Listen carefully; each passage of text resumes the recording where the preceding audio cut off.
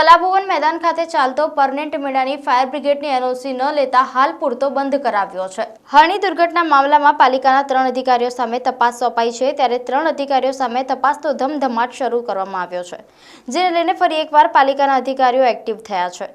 કલાભવન મેદાન ખાતે ચાલતા પરનેટ મેળામાં પાલિકાના અધિકારીઓ ચેકિંગ માટે પહોંચ્યા તો મેળાના સંચાલકો દ્વારા કોઈપણ પ્રકારની કહેવાય છે કે પરવાનગી લેવામાં આવી ન હતી।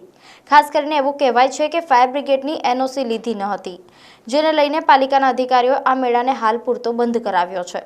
આ પરનેટનો મેળો છેલ્લા 3 મહિનાથી ચાલતો હતો, ત્યારે પાલિકાના અધિકારીઓ શું કરતા હતા તે સૌથી મોટો સવાલ છે। 3 મહિનાથી ચાલતા પરનેટ મેળાને અંતે હવે મોડે બંધ કરાવવામાં આવ્યો છે, પરંતુ અહીંયા સવાલ એ થાય છે કે પાલિકાના અધિકારીઓ હળની દુર્ઘટના બાદ જે શીખ લેવી જોઈએ તે લઈ રહ્યા નથી, તે વાત અહીંયા સ્પષ્ટ થાય છે।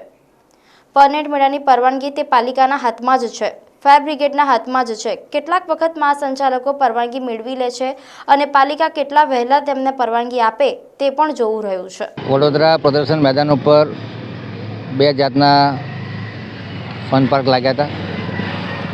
જે ફન બ્લાસ્ટ કરીને ફન પાર્ક હતો એ લોકો પાસે કોઈ સ્ટેચ્યુટરી પ્રોવિઝન પ્રમાણેના licensing, safety measures, fire NOC વગેરે હતા નહીં। આથી એમને નોટિસ આપી અને તાત્કાલિક અસરથી બંધ કરવાની સૂચના આપવામાં આવી છે।